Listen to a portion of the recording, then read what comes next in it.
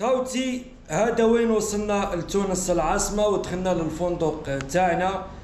بعد يعني الرحلة تاعنا من جيجل حتى لتونس العاصمة كانت الإجراءات صراحة جد سهلة، وكان هناك حسن الاستقبال من طرف التونسيين خوتي من أحسن الشعوب اللي يستقبلوا الجزائري ويعاملوه معاملة حسنة.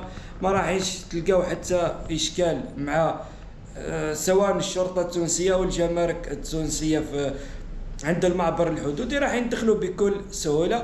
وهذا هو الفندق اللي رانا مقيمين فيه.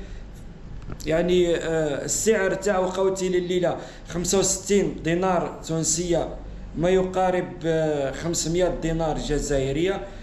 يعني السعر مليح مقارنة بفندق من 4 نجوم. السعر يعني الدينار التونسي راهو غالي بزاف خوتي. يعني الاشكال هنا راه في فرق العملة الجزائرية طايحة شوية مع الاسف. الدينار التونسي غالي. هذا هو الفندق تاعنا خوتي اللي رانا مقيمين فيه، فندق من 4 نجوم.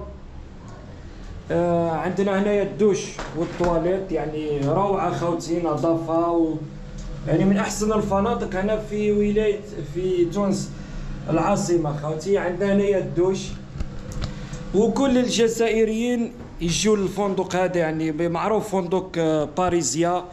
كل الجزائريين يعرفوه من احسن الفنادق في تونس العاصمة. وهذه هي الاطلالة تاعو خوتي على الشارع في تونس العاصمة خوتي. يعني ان شاء الله تعجبكم. ما عرفتش اسكو تعجبكم الاطلالة ولا ما تعجبكمش. هاو نزل فرنسا اوتيل باريزيا جاي في قلب تونس العاصمة. منا خوتي عندكم باب البحر يعني غير في الدورة هذيك. ومنا عندكم المارشي الكوفار يعني السوق المغطى تاع تونس وين يبيعوا الحوت للناس اللي تحب تاكل الحوت خوتي.